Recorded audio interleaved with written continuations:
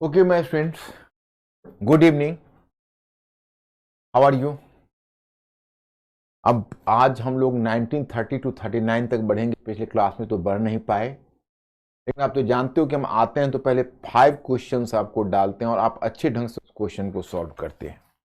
तो हम दोनों का ये एक परिपाटी बनी हुई है, उसका निर्वाह होना चाहिए। आज क्वेश्चन है, नीचे दिए गए कथनों पर विचार कीजिए। असहयोग आंदोलन के फलस्वरूप एक कांग्रेस सर्वप्रथम जन आंदोलन बनी। दूसरा, हिंदू मुस्लिम एकता में वृद्धि हुई। तीसरा, जनता के मन से ब्रिटिश शक्ति का भय हट गया। और चौथा, ब्रिटेन की सरकार भारतीयों को राजनीतिक रियायतें देने के लिए तैयार हुई। यह असहयोग आंदोलन के फलस्वरूप है।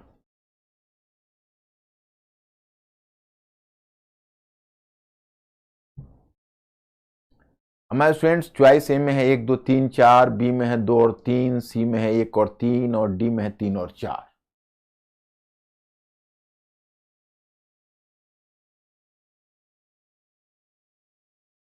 B fast.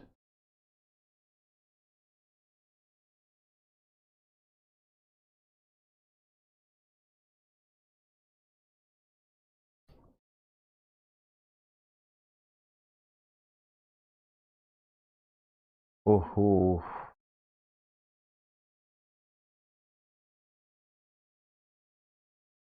ब्रिटेन की सरकार भारतीयों को राजनीतिक रियायत देने के लिए तैयार हुई। देखो बच्चों, आप लोगों की कोई गलती नहीं, ये क्वेश्चन ही गलत हो गया। इसका आंसर होना चाहिए था 1 2 3 होना चाहिए था। ये मैंने चेक नहीं किया, इसलिए आप लोगों की कोई गलती नहीं, आपका चॉइस सही है। ब्रिटिश सरकार ने क्या रियायत दी? असहयोग आंदोलन के बाद कोई रियायत तो तत्काल दी नहीं। गांधी जी ने असहयोग आंदोलन को वापस ले लिया, ब्रिटिश ने उनको जेल में डाल दिया। तो ब्रिटिश, अब कहोगे भाई ब्रिटिश ने अगर मॉन्टेगू चेम्सफोर्ड सुधार बिल की घोषणा लाई तो वो तो पहले ही ला चुकी थी, तो असहयोग आंदोलन के बाद तो कोई लाई नहीं है। तो I think this is question number 2। सूची 1 को सूची 2 से सुमेलित कीजिए तथा नीचे दिए गए कोड का प्रयोग करते हुए सही उत्तर का चयन कीजिए। ए अभिनव भारत, श्री अभिनव Bharat Shri Arvind Ghosh, Anushilan Samiti Lala Hardayal, Shri Ghadar party C R Das और Swaraj party B D Savarkar. तो मैं स्टूडेंट्स, इसको आप थोड़ा सा इसको मिलाइए और इस कोड को मिलाइए।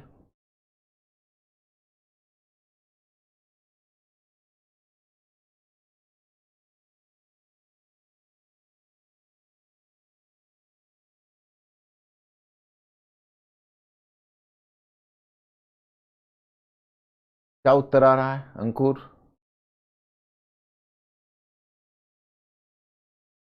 यस, बिल्कुल करेक्ट आंसर है। बिल्कुल तुम लोग करेक्ट हो। पिछले वाला भी क्वेश्चन में तुम लोगों की गलती नहीं थी, तुम लोगों के पास दूसरा कोई विकल्प नहीं था। इन कांग्रेस दल की उग्र शाखा ने, जिनके एक प्रमुख नेता नेहरू थे, इंडिपेंडेंस फॉर इंडिया लीग की स्थापना के लिए किसके विरोध में स्थापित हुई? गांधी अरविंद समझौता, बी होम रूल आंदोलन, तीसरा नेहरू रिपोर्ट, चौथा मॉन्टे फोर्ट सुधार।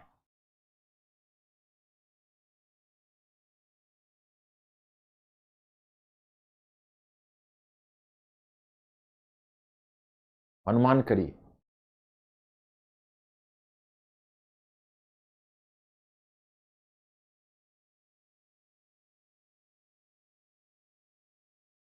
और इस पर विचार करिए।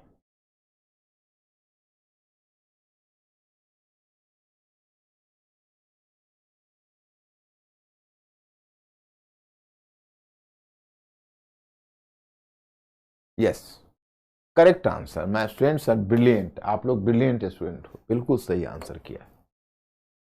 अब सर्सन और रीजनिंग है। ए मुस्लिम लीग ने नेहरू रिपोर्ट को स्वीकार नहीं किया। रीजनिंग, जिन्ना केंद्र में साझा सरकार की गारंटी चाहते थे।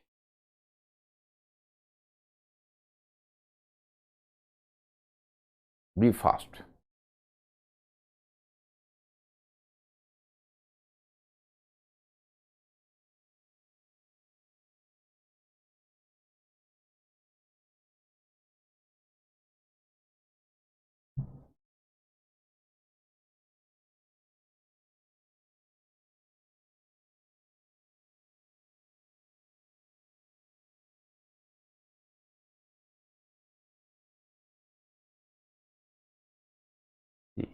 Yes, 100% correct.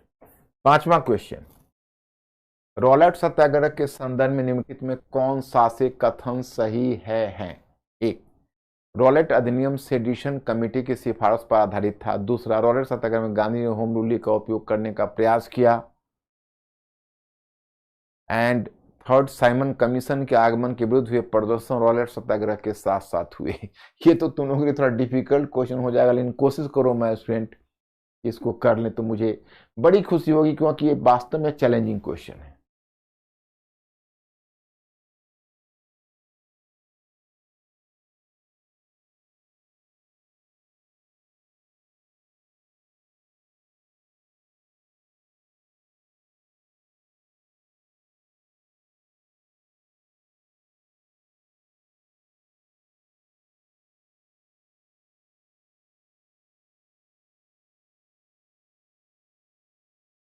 B fast.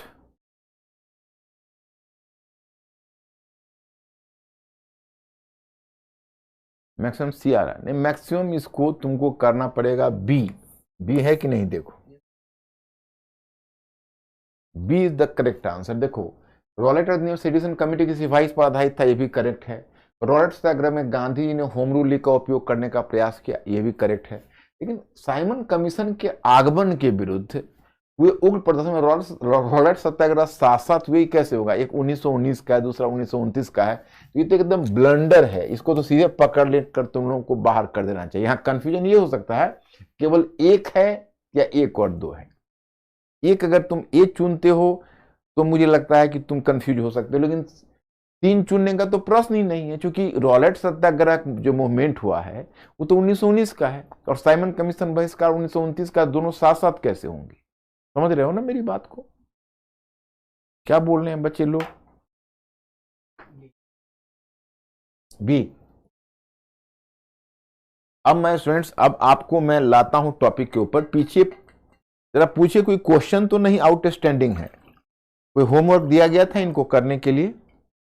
क्या क्या होमवर्क दिया गया था? बोलिए, याद दिलाइए हमें।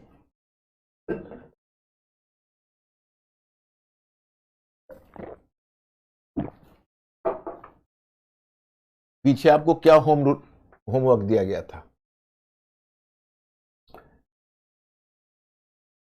गांधी जी ने ब्रिटिश साम्राज्य की ही नहीं बल्कि पश्चिमी संस्कृति को भी चुनौती दी। टिप्पणी कीजिए। ओके,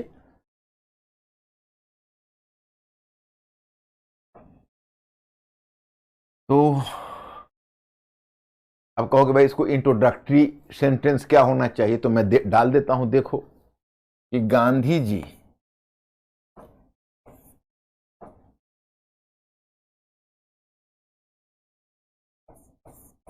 देखो गांधी जी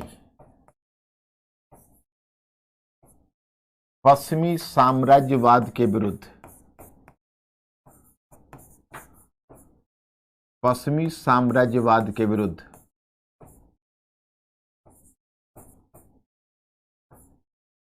गांधी जी पश्चिमी साम्राज्यवाद के विरुद्ध सबसे खतरनाक हथियार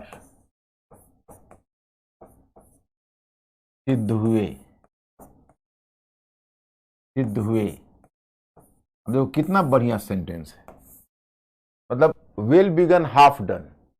जैसे आप अगर एक अच्छी शुरुआत कर ले तो धीरे धीरे आदत हो जाएगी। लिखना शुरू करो मेरे साथ, आदत हो जाएगी, आपको खुद अच्छे सेंटेंस मिल जाएंगे। तो सिद्ध हुए,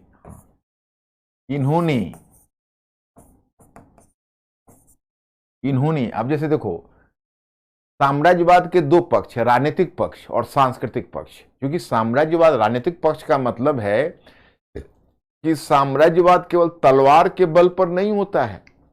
राजनीतिक पक्ष क्या है साम्राज्यवाद का? तलवार है, सेना है, हथियार है, नौकरशाही है। ये क्या है?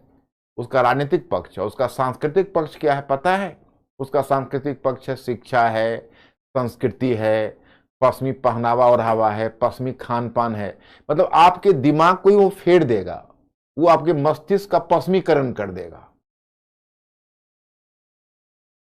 सांस्कृतिक जो परिवर्तन होता है, सांस्कृतिक विजय वो राजनीतिक विजय से ज्यादा खतरनाक होता है।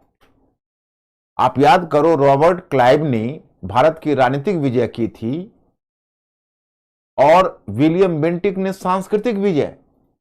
सांस्कृतिक विजय बहुत खतरनाक होता है। तो अब इन्होंने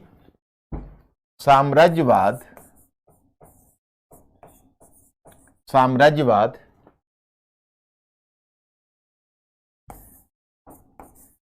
के राजनीतिक पहलू एवं सांस्कृतिक पहलू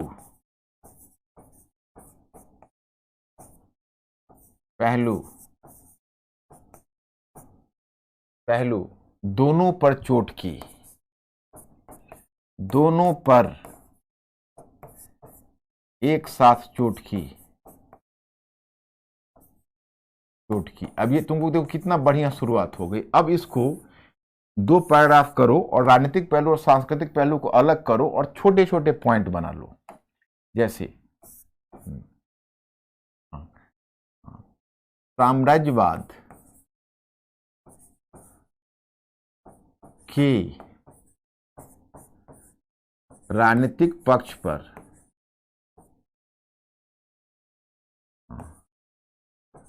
निम्नलिखित रूप में चोट की।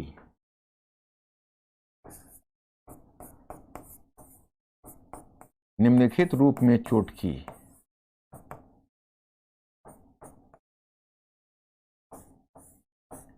एक दो पंक्ति लिख देना। सत्याग्रह एवं अहिंसा की पद्धति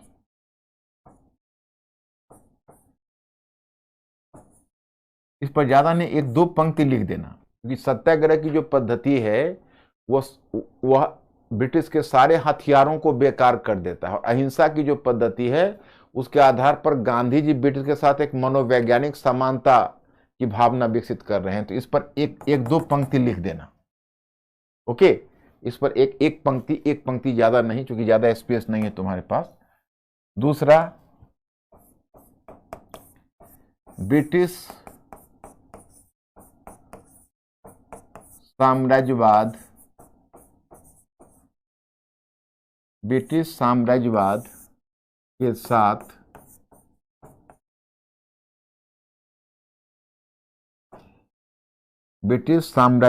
के साथ असहयोग की नीति।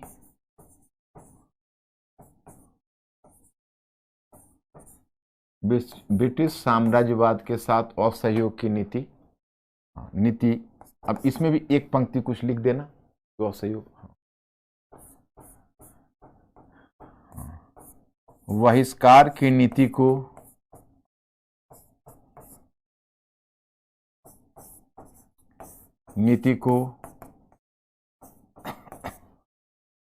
एक महत्वपूर्ण हथियार बनाना।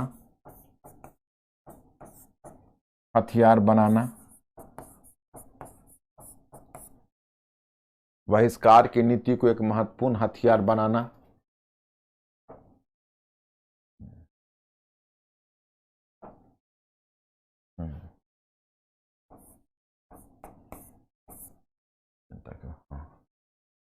भारतीय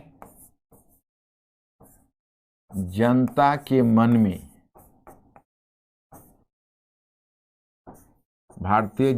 के मन में ब्रिटिश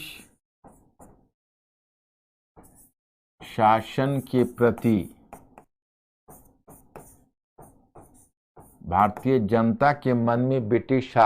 प्रति भय दोहन करना।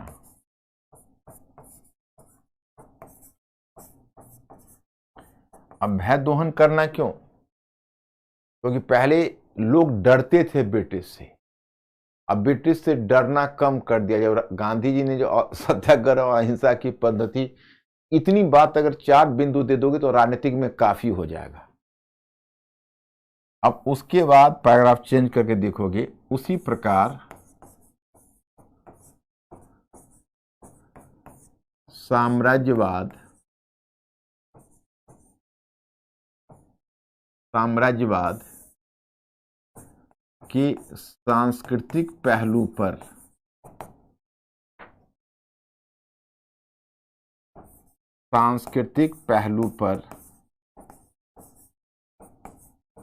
पर निम्नलिखित रूप में चोट की।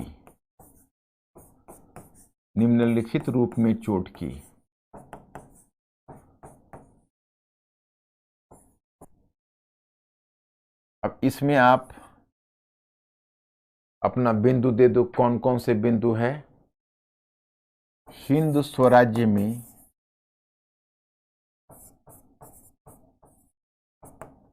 आधुनिक उद्योग, वकील एवं डॉक्टर की आलोचना।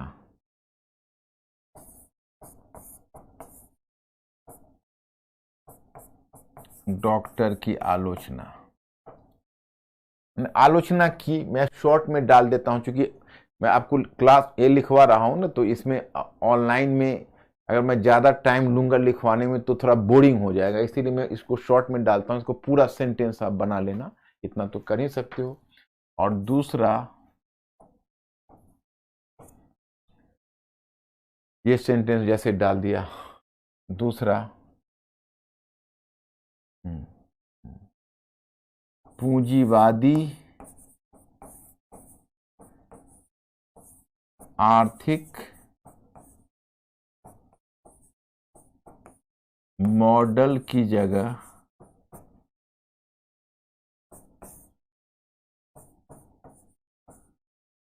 ग्रामीण विकास का मॉडल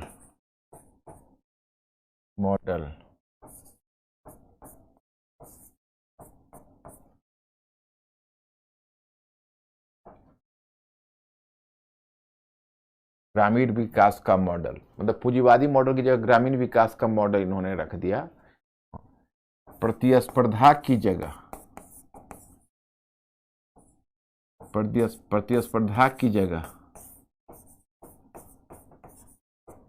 सहयोग पर बल देना।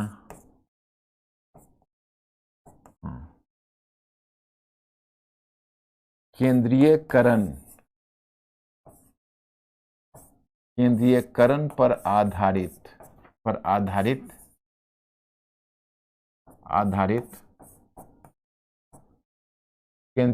पर आधारित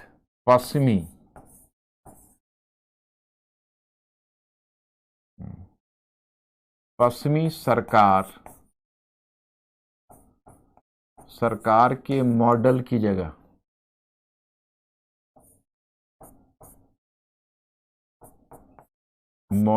जगह ग्रामीण स्वराज्य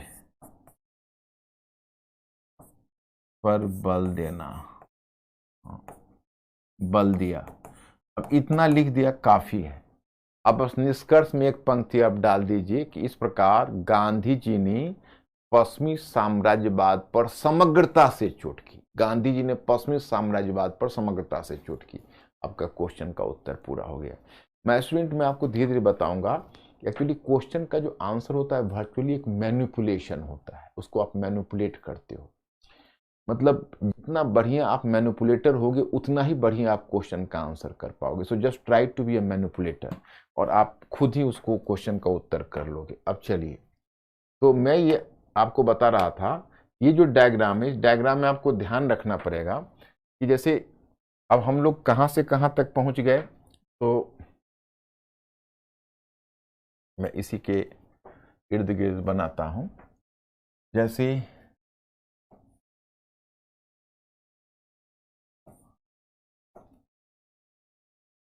भारतीय राष्ट्रीय आंदोलन,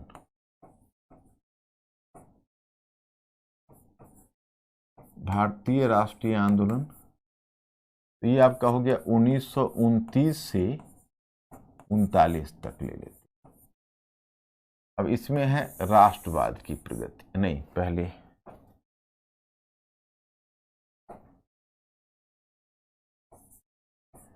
विश्व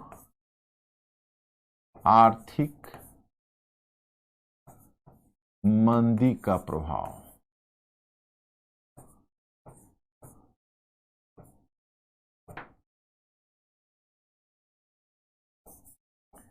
धनी किसान,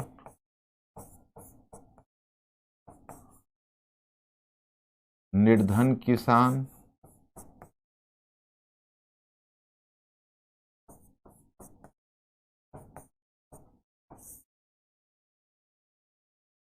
पूंजीपति,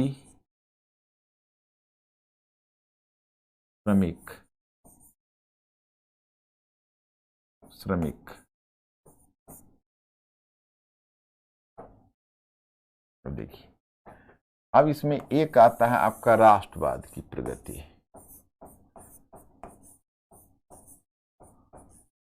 राष्ट्रवाद की प्रगति। तो राष्ट्रवाद की प्रगति में एक आता है सविनय अवज्ञा आंदोलन,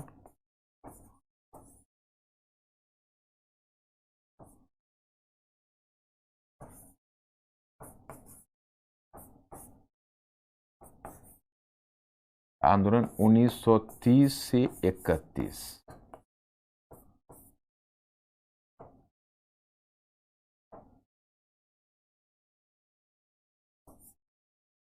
प्रथम गोलमेज सम्मेलन,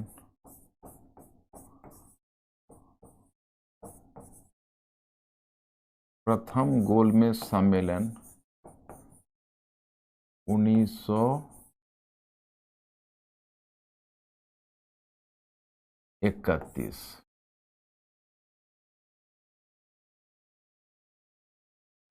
द्वितीय सविनय अवज्ञा आंदोलन,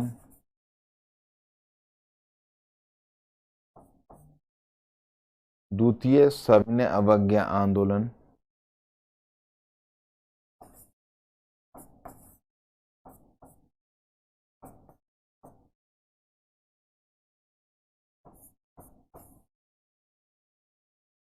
1932 से 34। ओके,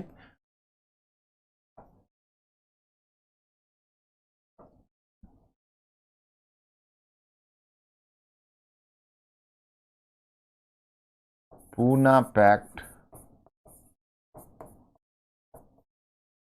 1932 तथा गांधी जी का हरिजन उद्धार कार्यक्रम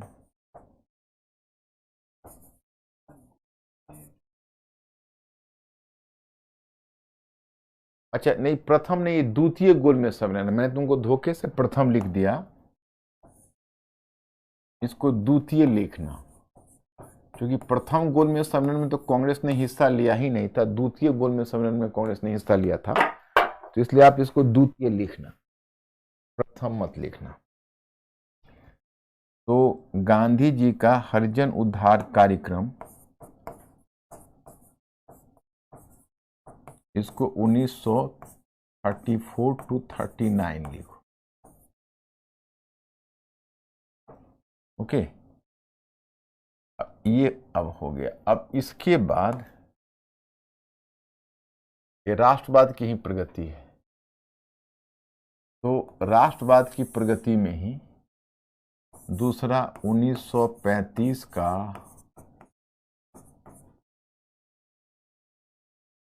अच्छा, एक मिनट,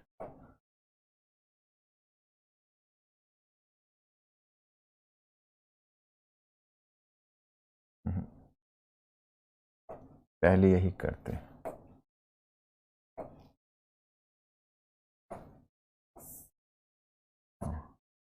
समाजवाद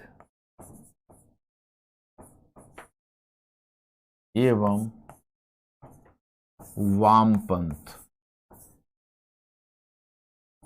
वामपंथ की प्रगति, समाजवाद एवं वामपंथ की प्रगति तथा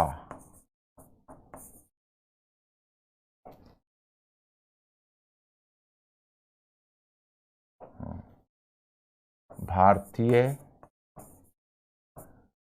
राष्ट्रीय आंदोलन पर प्रभाव।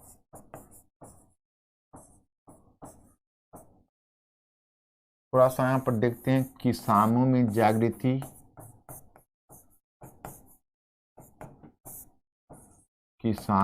जागृति, और थोड़ा सा देखते हैं महिलाओं में जागृति।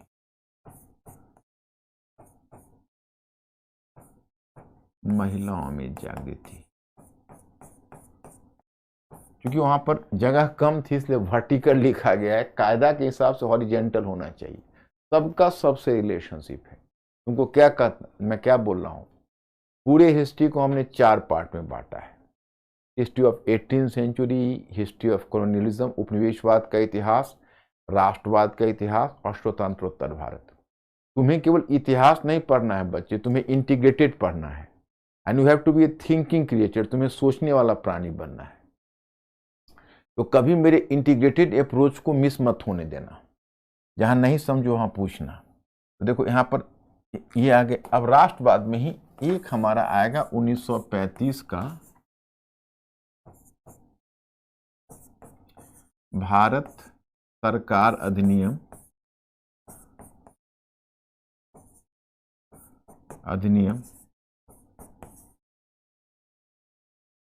1935।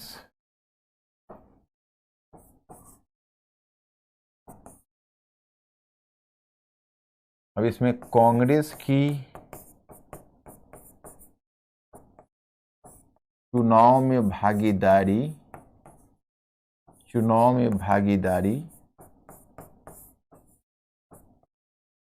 तथा कांग्रेस शासन के 28 महीने,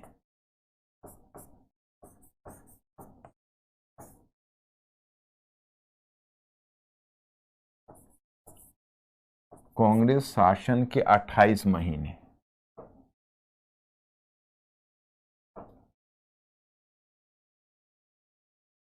अब इसमें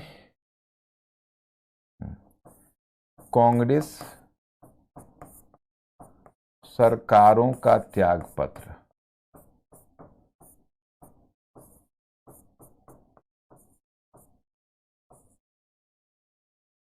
कांग्रेस सरकारों का त्यागपत्र।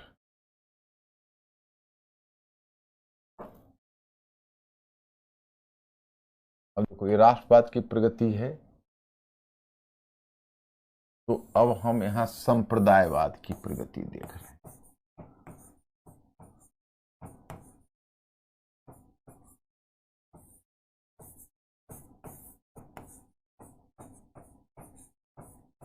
संप्रदायवाद की प्रगति, जैसे इसमें 1930 मुस्लिम जमींदारों को समाजवाद कब है, 1994 में। हाँ, मुस्लिम जमींदारों का भय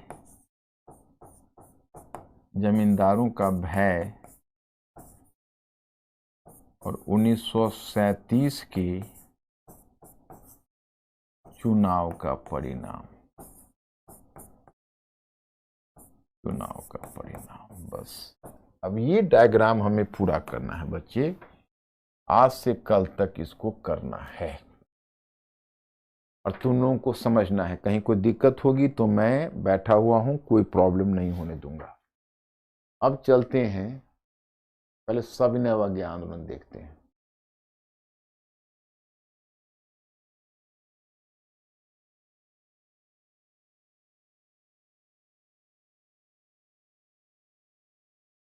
ये सब आप लोगों ने पढ़ा होगा, मैंने इसलिए पहले ही मैटर भेज दिया कि आपको कोई दिक्कत ना हो। द्वितीय गोलमेज सम्मेलन भी देख रहे हो, द्वितीय सविनय अवज्ञा आंदोलन भी देख रहे हो, पूना पैक्ट भी देख रहे हो, गांधी जी का हरिजन उद्धार कार्यक्रम भी देख रहे हो और अपसागरी उपागमों के कारण, ये 22 नंबर पर है। तो अब मैं आपको याद ही करवा देता हूं, कोई प्रॉब्लम नहीं। देखो,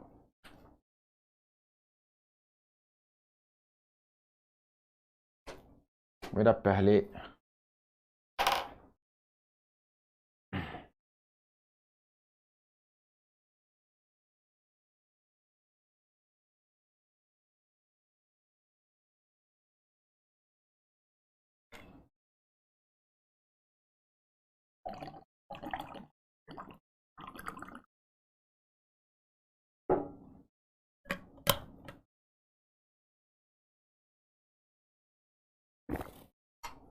देखिए,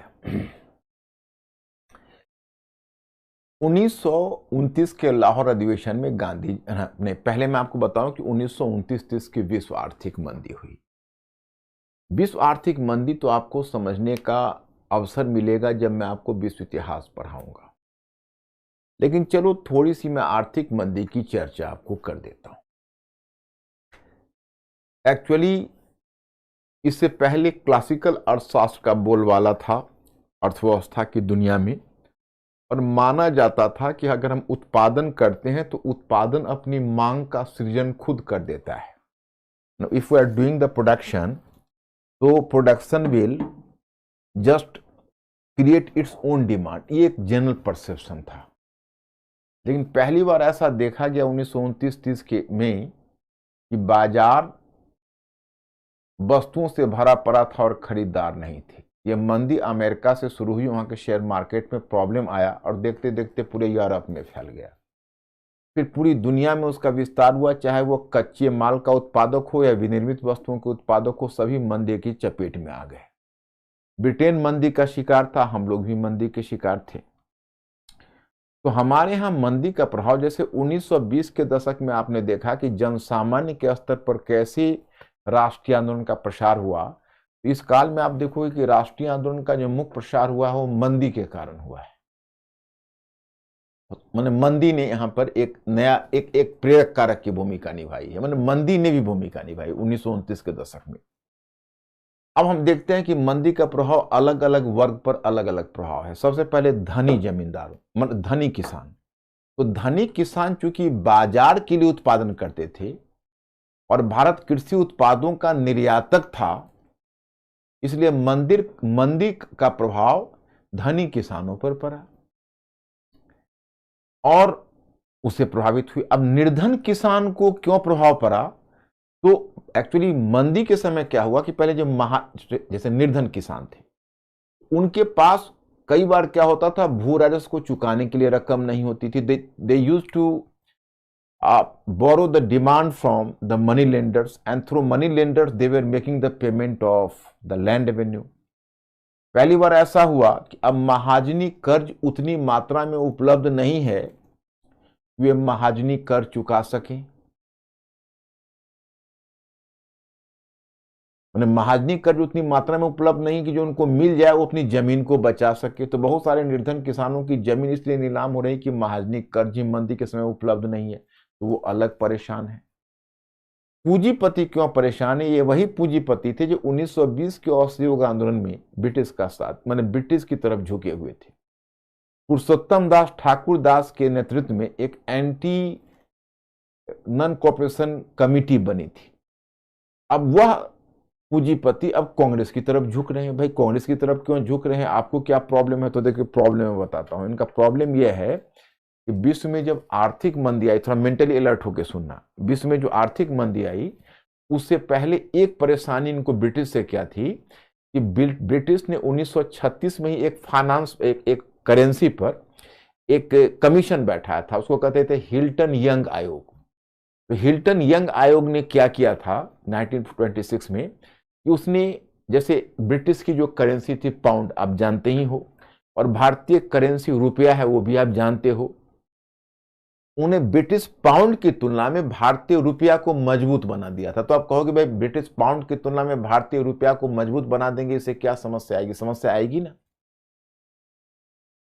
आपको अर्थशास्त्र के नियम जानने पड़ेंगे। अगर आपका रुपया मजबूत होगा तो आपका निर्यात कम हो जाएगा और आयात बढ़ेगा।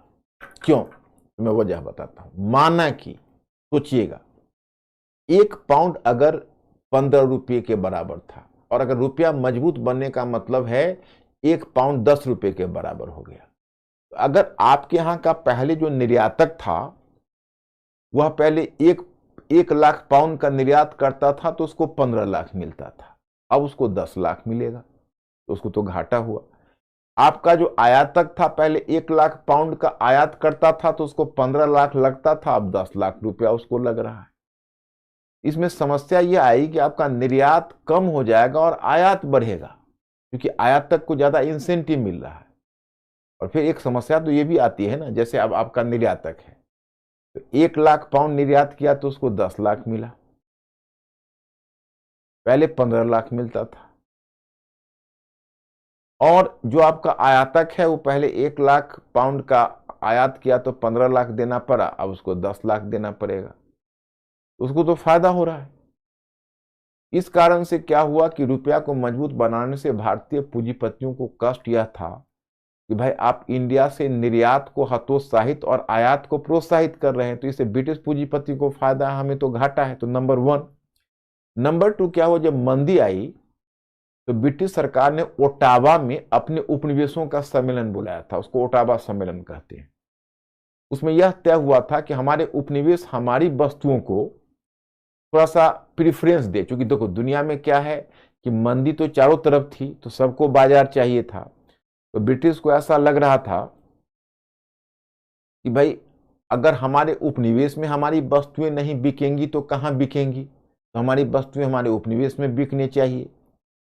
तो ब्रिटिश कंपनी ने अपने उपनिवेश में अपनी वस्तुओं को बेचने का मतलब जज्बा कायम किया। तो चलिए, तो उसने 1932 के ओटावा सम्मेलन के आधार पर एक ब्रिटिश पूंजीपति में बॉम्बे के पूंजीपति थे, उसका नाम था मोदी। तो मोदी के साथ एक ब्रिटिश सचिव था जिसका नाम था, बॉम्बे के पूंजीपति का नाम था होमी मोदी, वो ब्रिटिश के पक्षधर थे। और एक तरफ ब्रिटिश सचिव था, उसका नाम ली था। तो ली मोदी दोनों ने मिलकर एक पैक्ट किया। उस पैक्ट में यह तय हुआ कि कुछ वस्तुएं ब्रिटेन भारत से प्रिफरेंशियली खरीदेगा, मतलब भारत से ब्रिटेन चाय, चमड़ा और खाल, चमड़ा और खाल दोनों 2 चीजें हुई, मतलब ऐसा नहीं समझे कि वही चमड़ा है वही खाले हैं। तो चाय, चमड़ा और खालें ये प्रिफरेंस देकर भारत की से खरीदेगा, बदले में जापान, अमेरिका, जर्मनी, बाकी वस्तुओं की जगह भारत ब्रिटिश वस्तुओं को खरीदेगा। तो अब ब्रिटिश वस्तुओं को कैसे खरीदेगा, तो उनकी वस्तुओं पर 15% चुंगी लगाएगा, तो ब्रिटिश वस्तुओं पर 5% चुंगी लगेगी।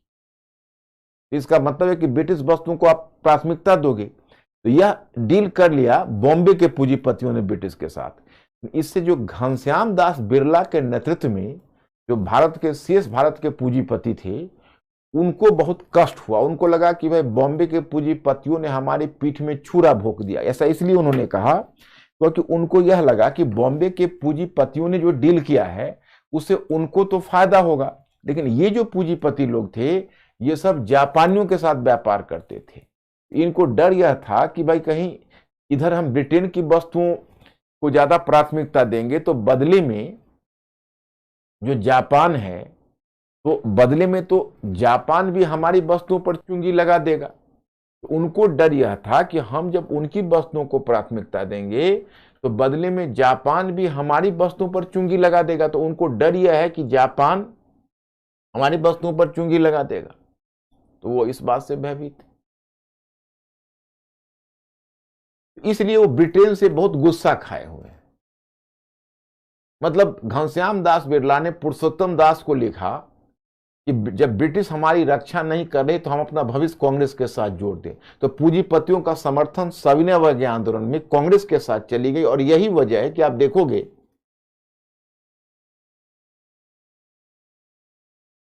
कि सविनय अवज्ञा आंदोलन में बहिष्कार की नीति इतनी सफल रही। तो ये बात तो आपको समझ में आ गई होगी। अब रह गई मजदूरों की बात, मिल मजदूरों की बात। तो मिल मजदूरों की स्थिति दूसरी थी। मिल मजदूरों की स्थिति दूसरी इसलिए थी क्योंकि जहां तक मिल मजदूरों का सवाल है माय स्टूडेंट, तो आपको you have to be clear about the fact कि मिल मजदूरों को इससे फायदा नहीं था बल्कि घाटा था। क्योंकि मंदी की जब स्थिति आती है तो हड़ताल की कैपेसिटी कम हो जाती है, क्योंकि जब मंदी हो तो आप हड़ताल पर नहीं जा सकते, अगर आप हड़ताल पर जाएंगे तो जॉब ही छूट जाएगा। तो ब्रिटिश मजदूर हैं वो हड़ताल को अवॉइड कर रहे हैं, तो वो हड़ताल पर नहीं जाना चाहते हैं।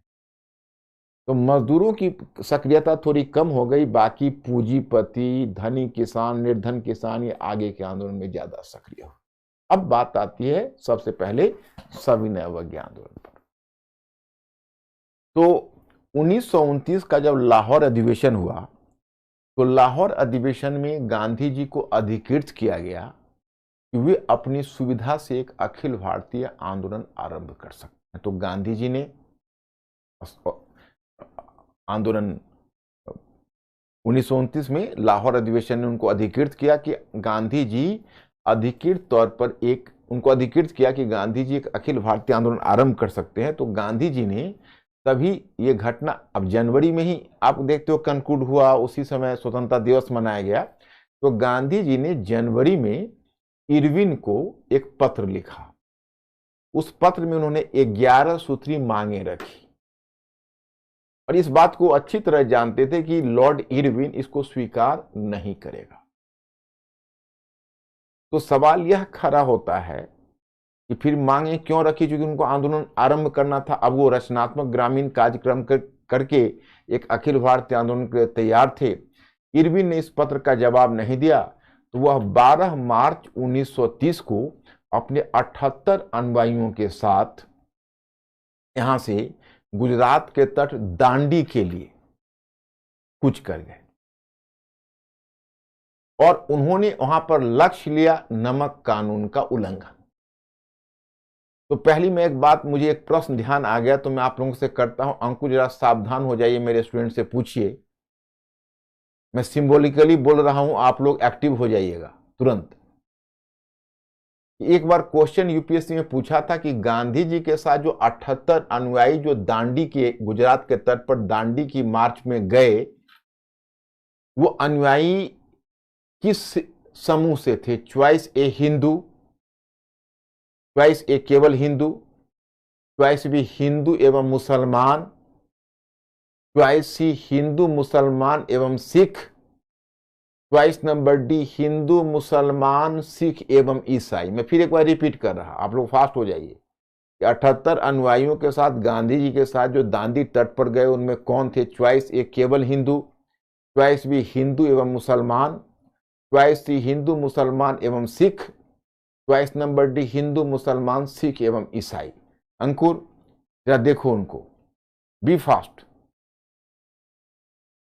देखिए अब मेरा स्टूडेंट लोग इंटेलिजेंट हो गया है। देखो मेरा अपना मानना है, अगर क्वेश्चन के अंदर से कान लगाओगे तो उत्तर की एक आवाज निकलती है, चाहे वो मेंस का क्वेश्चन हो या प्रीलिम्स का क्वेश्चन।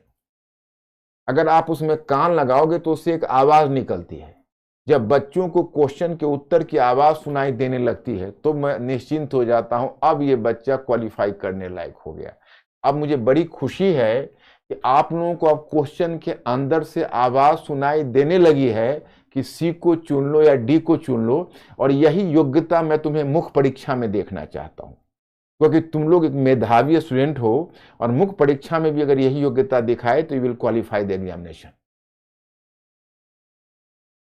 तो अब वो गए उसके वहां पर और दांडी तट पर जाकर एक मुट्ठी नमक अपने हाथ में लिया और नमक कानून का उल्लंघन करते हुए वो पकड़े गए, मैंने गिरफ्तार कर दिया गया उनको।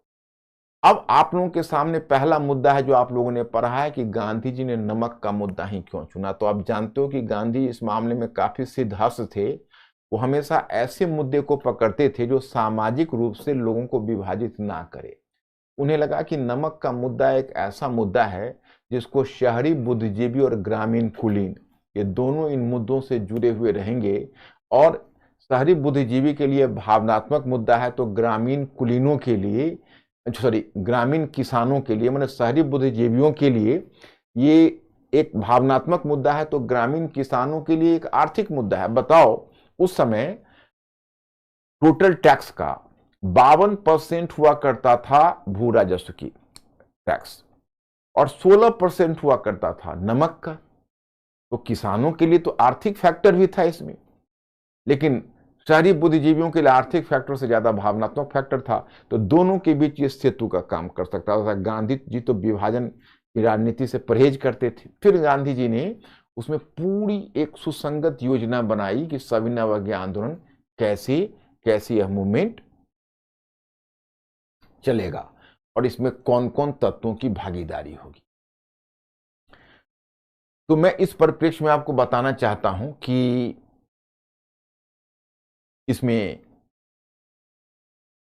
अगर आप देखोगे तो इसमें उन्होंने जो योजना या कार्यक्रम बनाया था वह था विदेशी वस्त्रों का बहिष्कार, नमक कानून का उल्लंघन, रैयतवाड़ी क्षेत्र में कर रोको आंदोलन, जमींदारी क्षेत्र में चौकीदारी रोको आंदोलन। अब देखो ध्यान देने की बात है, रैयतवाड़ी क्षेत्र में कर रोको आंदोलन, क्योंकि रैयतवाड़ी क्षेत्र में कर जाता था सरकार को और जमींदारी क्षेत्र में जमींदार को। तो गांधी जी चूंकि राष्ट्रीय आंदोलन में एक संयुक्त मोर्चा बनाकर रखना चाहते थे, इसलिए वो नहीं चाहते थे कि इस मुद्दे पर जमींदार और किसानों के बीच किसी प्रकार का विभाजन हो।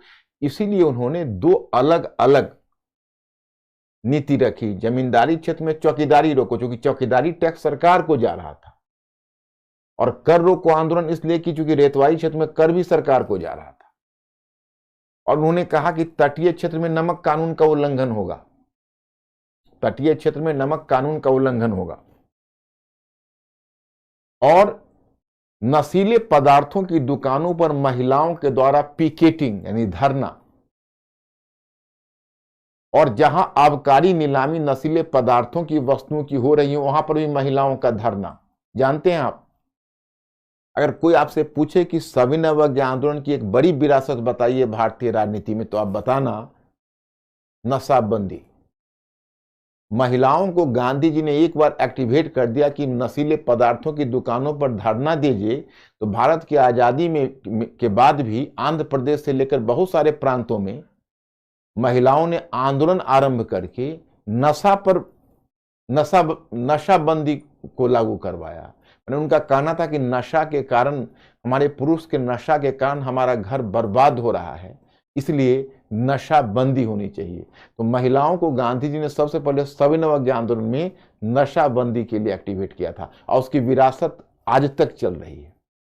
बिहार में नीतीश कुमार की सरकार ने कहा कि भाई महिलाओं की तरफ से हमें दबाव आया कि हम मदिरा पान पर पाबंदी लगाएं, तो बिहार में हमने उसको एकदम शराबबंदी कर दी।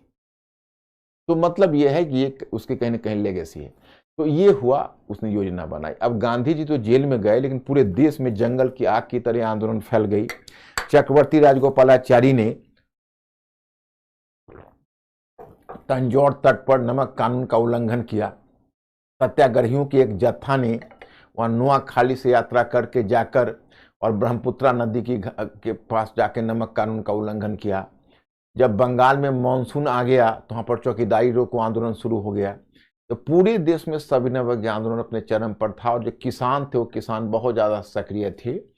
और अगर सामाजिक भागीदारी के पॉइंट ऑफ व्यू से देखोगे तो एक पैरेलल बनाओ, असहयोग आंदोलन और सविनय अवज्ञा आंदोलन में एक पैरेलल बनाओ, सामाजिक भागीदारी। अगर सामाजिक भागीदारी के पॉइंट ऑफ व्यू से देखोगे तो एक पैरेलल बनाइए असहयोग में।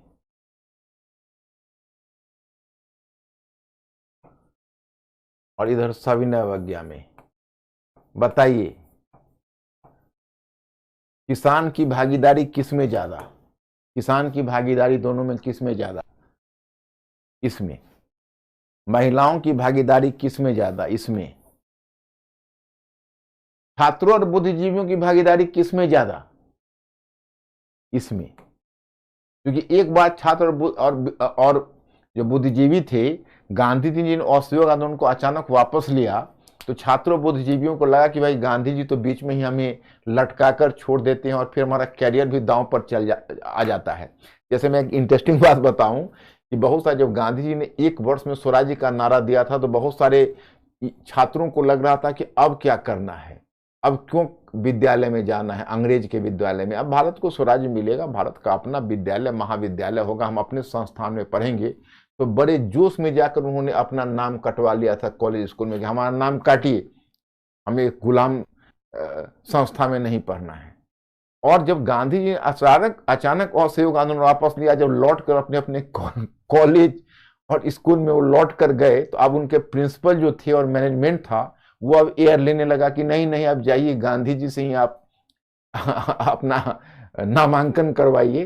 तो मतलब है कि उनको लगा कि भाई ये तो जोखिम की चीज है। तो सविनय अवज्ञा आंदोलन में वॉच एंड ऑब्जर्व कर रहे थे। लेकिन हाँ, असहयोग आंदोलन को पूंजीपति वर्ग का समर्थन नहीं मिला था, सविनय अवज्ञा आंदोलन को पूंजीपति वर्ग का समर्थन मिला। लेकिन असहयोग आंदोलन को मुसलमानों का समर्थन मिला था, सविनय अवज्ञा आंदोलन को मुसलमानों का समर्थन नहीं मिला। असहयोग आंदोलन को मजदूरों का समर्थन मिला था, सविनय अवज्ञा आंदोलन को मजदूरों का समर्थन नहीं मिला। मिला, कम मिला, सीमित मिला, कुछ खास क्षेत्रों में मिला। भागीदारी असहयोग में ज्यादा थी। तो ध्यान रहे, किसान महिला की भागीदारी असहयोग की तुलना में सविनय अवज्ञा में ज्यादा। पूंजीपतियों की भागीदारी यहां नहीं, यहां। बुद्धिजीवियों की भागीदारी यहां नहीं। मुसलमानों की भागीदारी यहां नहीं। मजदूरों की भागीदारी ज्यादा, यहां कम। यही सामाजिक ये है। अब कहोगे भाई असहयोग आंदोलन और सविनय अवज्ञा आंदोलन दोनों में डिफरेंस क्या है? तो डिफरेंस है ना, असहयोग आंदोलन स्वराज्य के मुद्दे पर लड़ा गया और सविनय अवज्ञा आंदोलन पूर्ण स्वराज्य के मुद्दे पर आरंभ किया गया। आप याद करिए, असहयोग आंदोलन के पीछे स्वराज्य था। 1929 में जब लाहौर अधिवेशन में जब पूर्ण स्वराज्य का प्रस्ताव ला दिया गया, तो सविनय अवज्ञा आंदोलन तो पूर्ण स्वराज्य के मुद्दे पर आरंभ किया गया। तो दैट इज कॉल्ड सविनय अवज्ञा। अब इस तरह से आप देखते हैं कि सविनय अवज्ञा आंदोलन हुआ। और अब दोनों में एक और भी अंतर है। असहयोग आंदोलन में आप सरकार के साथ सहयोग ना करके विरोध करते हो, और सविनय अवज्ञा आंदोलन में स्पष्ट रूप में सरकार के कुछ कानूनों का उल्लंघन करके विरोध करते हो। तो दोनों के बीच अंतर हो गया। तो चलिए, ये हुआ असहयोग और सविनय अवज्ञा आंदोलन। अब देखिए क्या हुआ। सब कुछ ठीक जा रहा था। गांधी जी यरवदा जेल में थे महाराष्ट्र के। सविनय अवज्ञा आंदोलन अपने विकास के चरम पर जा रहा था। सब कुछ बेहतर जा रहे थे। तभी लिबरल पार्टी के एक नेता थे जिनका नाम था तेज बहादुर सप्रू, और एक हिंदू महासभा के नेता थे जिसका नाम था M.R. जयकर। ये दोनों गांधी जी से जेल में मिले, यरवदा जेल में, और उन्हें इस बात के लिए राजी किया कि वो इरविन के साथ समझौता करें। फिर गांधी जी ने 5 मार्च 1931 को इरविन के साथ समझौता कर लिया। अब समझौते के प्रावधानों को देखिए। 5 मार्च 1931 को, पहले मैं समझौते के प्रावधान से पहले एक बार डिस्कस करना चाहूंगा। कुछ ही इतिहासकार इस बात पर विचार करते हैं कि जब सविनय अवज्ञा आंदोलन अपने चरम पर जा रहा था, सब कुछ जब अच्छे जा रहे थे, कोई समस्या नहीं थी, तो गांधी जी को इरविन के साथ समझौता करने की आवश्यकता क्या थी? इसकी 2 व्याख्याएं आती है। मैं दोनों व्याख्याएं बताना चाहूंगा। कंटेंट तो मैंने पीडीएफ के फॉर्म में दे ही दिया है। आप लोगों को 2 बार पीडीएफ पढ़ना है। एक बार मेरा क्लास अटेंड करने से पहले, चाहे जितना आप समझ सके, अगर नहीं समझे तो मैं समझाने के लिए बैठा हुआ हूं, और दूसरी बार क्लास अटेंड करने के बाद। लेकिन दोनों बार आपको पीडीएफ पढ़ना है। तो मैंने आपको बताया कि जब सविनय अवज्ञा आंदोलन में इसकी 2 व्याख्या है। एक व्याख्या है कि जो पूंजीपति वर्ग है वो परेशान हो गया था, क्योंकि कांग्रेस ने एक लंबे समय तक आंदोलन आरंभ किया था, और आप जानते हो कि पूंजीपति वर्ग आफ्टर ऑल एक बिजनेस क्लास होता है। वो अधिक समय तक बहिष्कार की नीति को नहीं ले सकता। बहिष्कार की नीति का उसने पालन किया, ब्रिटिश वस्तुओं का बहुत समय तक बहिष्कार किया, लेकिन अब उसका अपना धंधा चौपट होने पर लगा हुआ था। कहा जाता है कि 1931 में मृत्यु से पहले, जस्ट उसी वर्ष उनका मृत्यु भी हुई है मोतीलाल नेहरू का, तो तो मोतीलाल नेहरू को पुरुषोत्तम दास ठाकुर दास एक पूंजीपति थे, उन्होंने कहा कि आपको पता होना चाहिए कि पूंजीपतियों के धैर्य की एक सीमा होती है। मतलब उनका ये कहना था कि आप लोग तो ठहरे राजनीतिक नेता, आप लोगों के पास तो यही काम है कि आप लोग जीवन भर मूवमेंट आरंभ करते रहोगे, जीवन भर आप आंदोलन में जुझे रह सकते हो, लेकिन हम लोग तो कमाने खाने, मतलब कहने का मतलब है कि हम लोग बिजनेस क्लास है, इतना लंबे समय तक कैसे झेल सकते। दूसरी बात है कि जो पूंजीपति वर्ग है उसको एक हमेशा डर होता था, अगर लंबे समय तक ये मूवमेंट खिंच गया तो हो सकता है कुछ समाजवादी तत्व उसमें शामिल हो जाए और पूंजीवाद के लिए खतरा बन जाए। वो चाहते थे कि संवैधानिकता का दरवाजा भी खुला, चलो भाई आपने आंदोलन किया, सरकार पर दबाव डाला, अब सरकार से वार्ता करिए। एक तो यह व्याख्या। दूसरी व्याख्या यह है कि मध्य प्रांत में, आंध्र प्रदेश में और कर्नाटक में जो ट्राइबल लोग थे, जनजातीय तत्व थे, वो काफी उग्र हो गए थे और जंगलों की कटाई अंधाधुंध शुरू कर दी थी। मैंने सविनय अवज्ञा आंदोलन के नाम पर जंगलों की कटाई शुरू कर दी थी और सरकार के साथ एकदम बिल्कुल ही जंगलों की कटाई करके और सरकार के प्रति बिल्कुल ही अपना आक्रोश दिखा रहे थे। तो वैसी स्थिति में गांधी जी को डर हुआ कहीं ऐसा न हो कि सरकार उग्र हो जाए और सरकार इनको पनिश कर दे। इस बात से गांधी जी घबरा गए और घबराने के बाद गांधी जी ने इस आंदोलन को वापस लिया। इसमें एक व्याख्या यह भी है, खैर ये भी नहीं हुए। अब इसमें देखना यह है कि इसका प्रावधान क्या है। तो प्रावधान है कि गांधी जी और सविनय अवज्ञा आंदोलन को वापस ले लिया और गोलमेज सम्मेलन में हिस्सा लेने के लिए तैयार हो गए, नंबर 1। नंबर 2 कि गांधी जी ने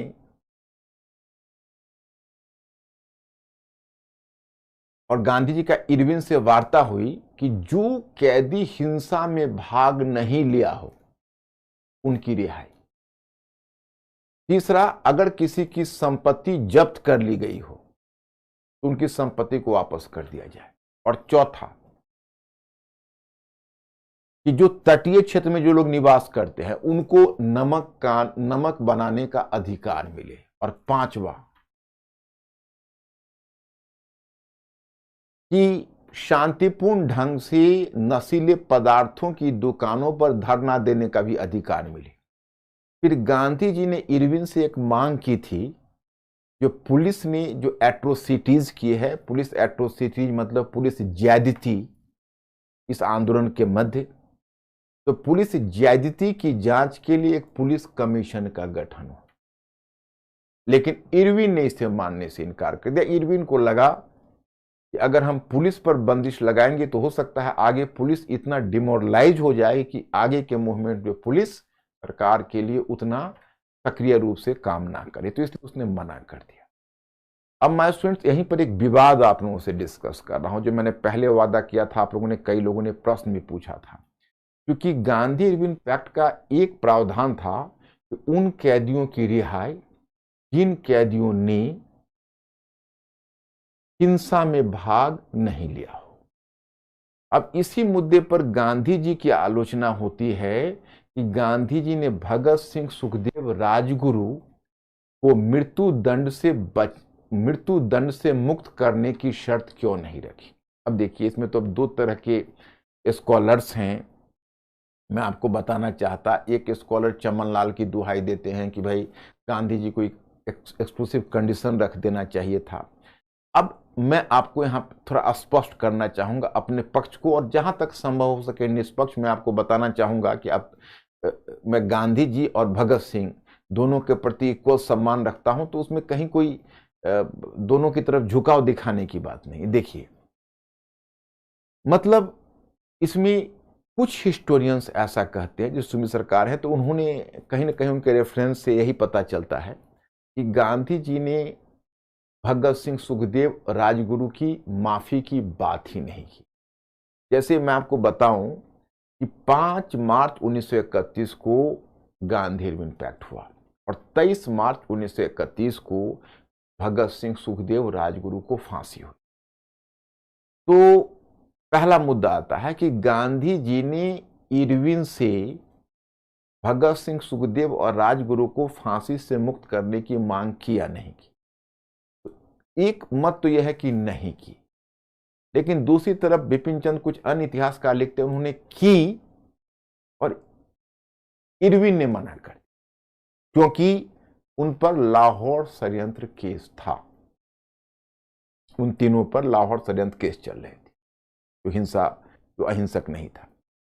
अब मैं स्टूडेंट्स यहां पर एक बात आपसे मैं शेयर करना चाहूंगा कि मैं व्यक्तिगत तौर पर, आप मुझे कहेंगे तो ये कोई हिस्टोरिकल साक्ष्य नहीं है, लेकिन लिटरेचर हमेशा हिस्ट्री का एविडेंस के रूप में लिटरेचर को लिया जाता है। तो एक व्यक्तित्व है हिंदी साहित्य के पुरोधा व्यक्तित्व, शायद आप लोगों ने नाम सुना होगा, हीरानंद सचिदानंद वात्स्यायन अगे। उनकी 2 वॉल्यूम की एक रचना है, साहित्यिक रचना, शेखर एक जीवनी। तो शेखर एक जीवनी के वॉल्यूम 2 में, चूंकि मैं इसलिए यहां पर अगे का उदाहरण दे रहा हूं, क्योंकि अगे HSRA Hindustan socialist Republican army के बड़ा ही क्लोज एसोसिएट रहे, बड़े क्लोज और एक्टिव मेंबर रहे, और भगत सिंह के क्लोज एसोसिएट रहे थे। बल्कि इतना तक कि जहां तक हमें सूचना है उसी पुस्तक के माध्यम से कि अगे भगत सिंह के इतने करीब थे या HSRA के इतने एक्टिव मेंबर थे कि जब भगत सिंह को जेल से और कोर्ट से जब भगाने की बात हुई थी तो 3 दिनों में उनको ट्रक चलाना सिखाया गया था। और शेखर एक जीवनी के 2nd वॉल्यूम में, मतलब ऐसा नहीं कि टारगेटेड हो कि यही बात लिखते हैं, वो अपना लिख रहे हैं, एक साइकोलॉजिकल नॉवेल है। और साइकोलॉजिकल नॉवेल में क्या होता है कि कई बार घटनाओं को स्वयं भी बढ़ते हुए दिखाया जाता है, दिन, दोपहरी, सांझ, रात, सवेरा, ऐसे करके लिख रहे हैं। और उसी में बहुत सारे न्यूज़पेपर का हवाला दे रहे, उसी में एक न्यूज़पेपर का दृष्टांत देते हुए कह जाते हैं, भगत सिंह को फांसी, गांधी जी की भिक्षा अस्वीकार। तो अगर ये बात है भगत सिंह को फांसी और गांधी जी की भिक्षा अस्वीकार, अगर भगत सिंह का क्लोज एसोसिएट अपने प्रसिद्ध नॉवेल में लिख रहा है, तो मैं कैसे मान लूं कि गांधी जी ने उनकी रिहाई के लिए नहीं कही थी। नंबर 1। अब दूसरी बात रह गई, कुछ एक आलोचक कहते हैं कि वो इरविन के साथ यह शर्त रख देते कि हमारी आपकी तब तक अब वार्ता आगे नहीं बढ़ेगी जब तक आप इन तीनों महानुभावों को छोड़ोगे नहीं। देखो, इसमें मैं समझता हूं कि गांधी जी के साथ ज्यादती है। ज्यादती इसलिए है कि भगत सिंह और गांधी जी दोनों ने अपनी राजनीतिक पद्धति अलग अलग चुना था और दोनों अपनी पद्धति के प्रति अनरिपेंटेटिव थे। उन दोनों को अपनी पद्धति के प्रति कोई पश्चाताप नहीं था और न दोनों को अपने एक दूसरे से कोई कंफ्यूजन था। भगत सिंह इस बात को भली भांति जानते थे कि हमें हिंसा हमारा क्रीड नहीं है, लेकिन हम संक्रमण की अवस्था में हिंसा का प्रयोग करेंगे, उसमें हमें कोई परहेज नहीं है और न कोई गलत है न अनैतिक है। और गांधी जी प्रत्येक स्थिति में हिंसा का ही आलोचक थे, वो बिल्कुल ही अहिंसा को पसंद करते थे। तो भगत सिंह और दोनों का उल्टा रास्ता था और दोनों इस बात को भली भांति समझते थे कि हम दोनों का रास्ता अलग है। अब अगर भगत सिंह को ही, गांधी जी ने अगर भगत सिंह के लिए माफीनामा ली होती तो क्या भगत सिंह उसे स्वीकार करते, या भगत सिंह को कुछ कंडीशन मांगा जाता या इरविन यह बोलता कि ठीक है भगत सिंह सुखदेव राजगुरु को हम रिहा कर देंगे, वो लिखित दे कि आगे वो हिंसा नहीं करेंगे, तो क्या भगत सिंह देते? और अगर भगत सिंह सुखदेव राजगुरु अगर इस आधार पर नहीं देते तो गांधी जी किस आधार पर इस बात के लिए इंसिस्ट करते कि नहीं आपको करना है? अब रह गई यह वार्ता तोड़ने की बात कि गांधी जी वार्ता नहीं करते, तो सवाल यह उठता है कि अगर गांधी जी भगत सिंह से कहते कि आप हिंसा का रास्ता छोड़कर मेरी तरह हिंसा के रास्ता पर आ जाइए, तो क्या भगत सिंह आते? नहीं आते ना। तो जब हम भगत सिंह से उम्मीद नहीं कर रहे हैं कि वो गांधी के रास्ते पर चले, तो हम गांधी से क्यों उम्मीद कर रहे हैं कि गांधी जी भी सारे वसूलों, सारे सिद्धांतों को ताक पर रखकर बिल्कुल ही अनकंडीशनल भगत सिंह की माफी की मांग करें, या फिर इरविन के सामने यह शर्त रखें? एक बात छोड़िए, यूर ऑडियंस, मैं आपसे एक सवाल करता हूं कि आपको क्या लगता है कि गांधी जी का स्वयं अगर बेटा होता अपना, तो क्या गांधी जी इस बात की मांग करते? अगर आपको ऐसा लगता है हां, तो फिर गांधी जी ने अगर मांग नहीं की तो मैं उनको 1 मिनट के लिए गलत ठहरा सकता। सोचिएगा इस पर। क्या बोलते हैं अंकुर, मेरे स्टूडेंट? कि गांधी जी अपने बेटे के लिए मांग करते या नहीं करते।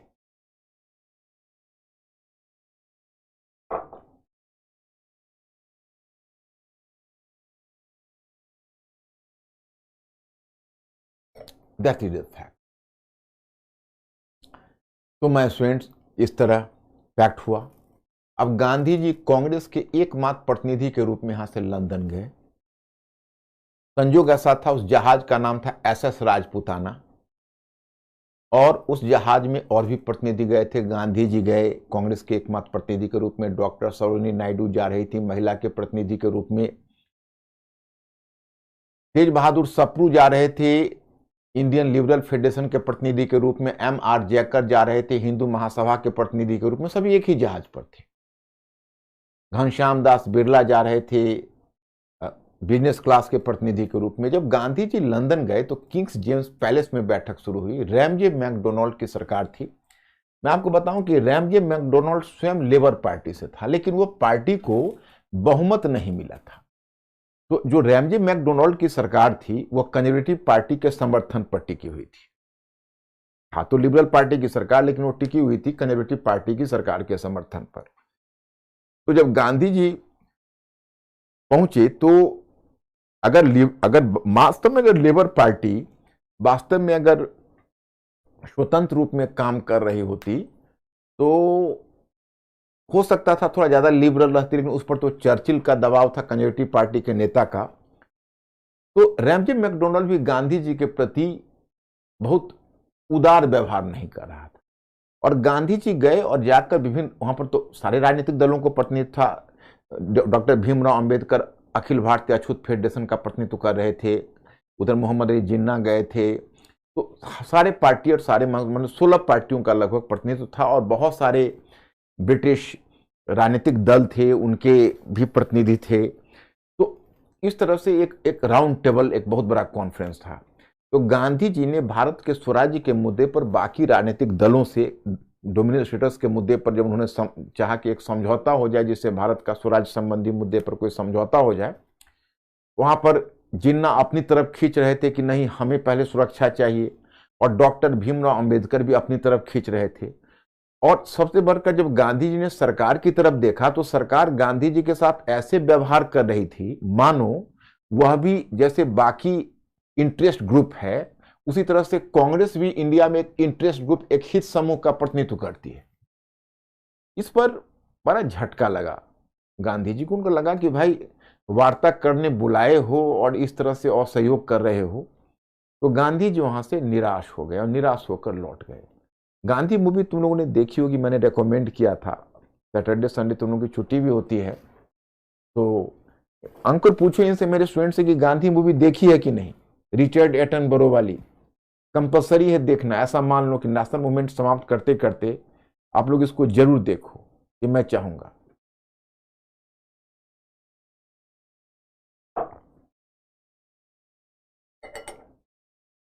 क्या हाल है अंकुर? मेरे स्टूडेंट क्या बोल रहे हैं? Okay, very good.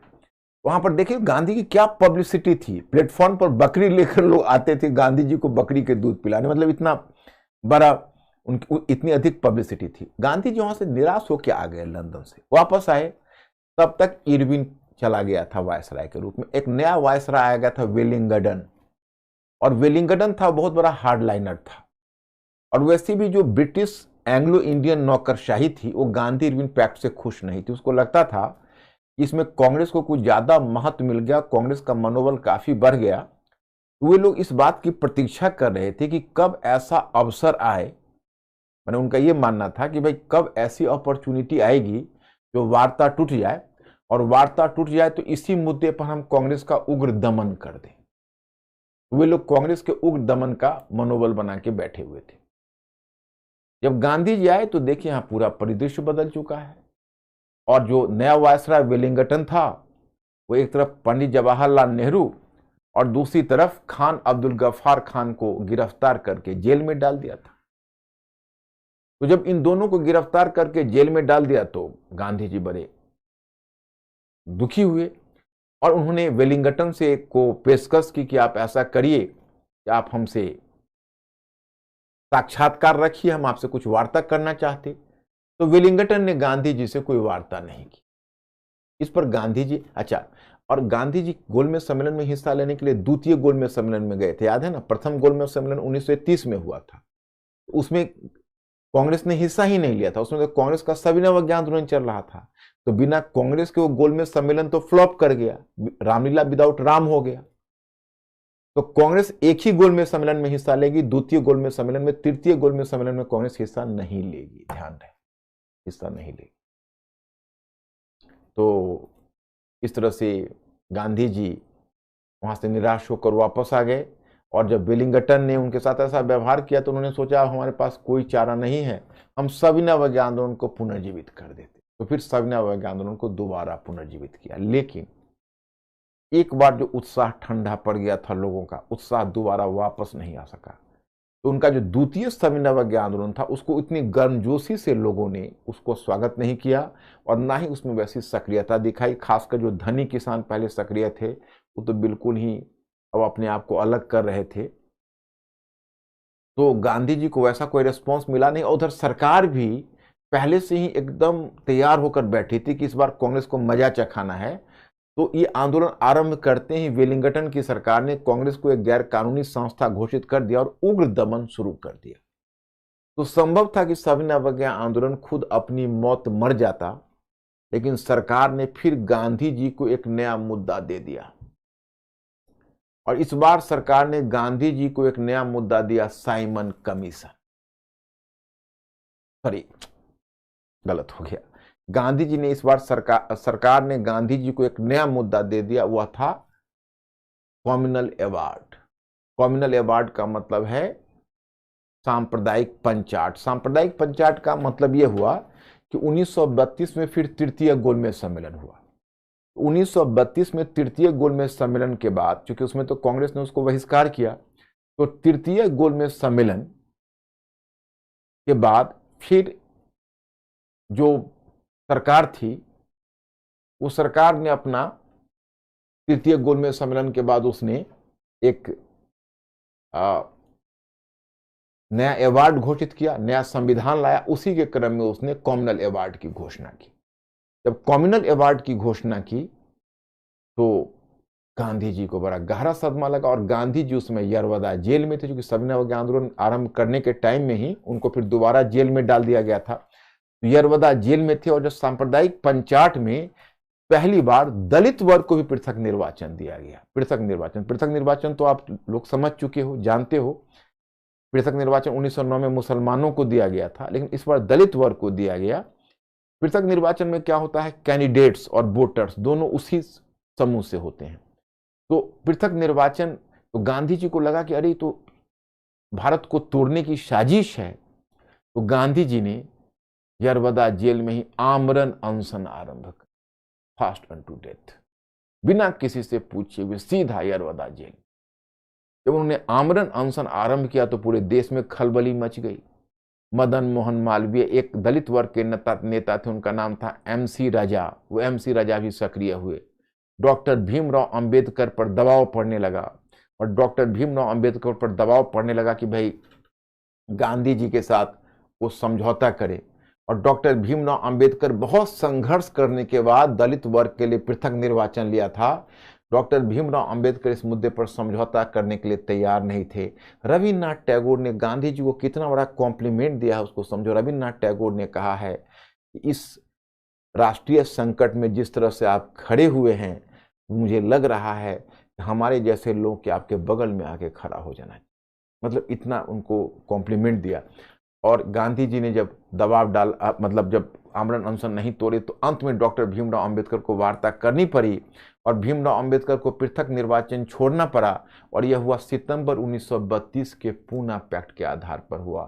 सितंबर 1932 में पूना पैक्ट हुआ और पूना पैक्ट के आधार पर पृथक निर्वाचन छोड़ना पड़ा।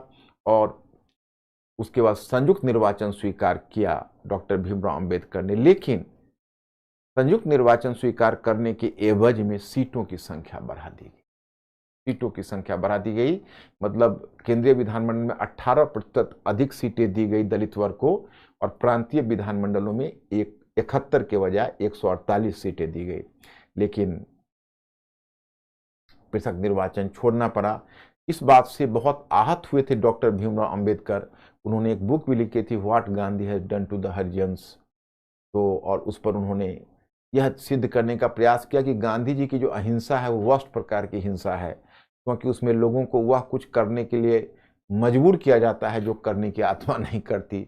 तो इस प्रकार से खैर उसके बाद गांधी जी का ध्यान तो सविनय अवज्ञा आंदोलन से हट गया, क्योंकि विशेषकर जब ये घटना के बाद, तो जब सविनय अवज्ञा आंदोलन से उनका ध्यान हट गया तो वो चले गए, अब धीरे धीरे सविनय अवज्ञा आंदोलन से अपने को अलग करने लगे। और अप्रैल 1934 में औपचारिक रूप में सविनय अवज्ञा आंदोलन को वापस ले लिया, और तब फुल फ्लेजेड वो हरिजन उद्धार कार्यक्रम में चले गए। 12,500 मील की यात्रा की और गांव गांव जाकर वो मतलब अछूत व्यवस्था के विरुद्ध उन्होंने लोगों में एक चेतना जागृत करने की कोशिश की। हरिजन पत्र का संपादन आरंभ किया, और इस तरह गांधी जी वही रचनात्मक ग्रामीण कार्यक्रम में चले गए। देखिए, आपको ऐसा लगेगा जैसे मानो इतिहास ने अपने आप को दोहराया। 1924 में याद करिए, गांधी जी रचनात्मक ग्रामीण कार्यक्रम में गए थे, 1929 में लौटे थे। अब गांधी जी 1934 में गए हैं और 1939 में लौटेंगे। फिर एक बार मैं गांधी जी की याद दिलाऊंगा। तो ये जो आपका डायग्राम है, यह पार्ट तो आपका यही तक है।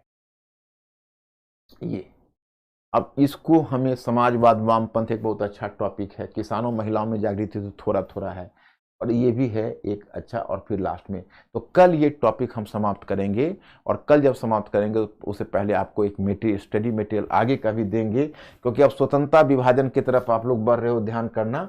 इसमें क्वेश्चन जो है उस क्वेश्चन को आप लोग जरूर पढ़ लेना। हालांकि क्वेश्चन मैंने एक बार कर दिया हुआ है, लेकिन आप याद करिए। देखिए, समाजवाद वामपंथ भी पढ़ लेना, और आप लोग इसको पढ़ लेना। जैसे देखो, ये एक बार क्वेश्चन 2015 में आपसे पूछा है, अब सारी उपागमों एवं रणनीतियों के होने के बावजूद महात्मा गांधी और डॉक्टर भीमराव अंबेडकर का दलितों की बेहतरी का एक समान लक्ष्य था, स्पष्ट कीजिए। पहले अंकुर पूछो तो इन लोगों से कि ये क्वेश्चन क्या है, ये हाइपोथेटिकल है या आर्गुमेंटेटिव है? अच्छा अच्छा, you are right, you are right. हाँ, तो ये तो हाइपोथेटिकल क्वेश्चन है, और इसको थोड़ा सा पढ़ना बिल्कुल। अपसारी का मतलब है दो अलग अलग दिशा में।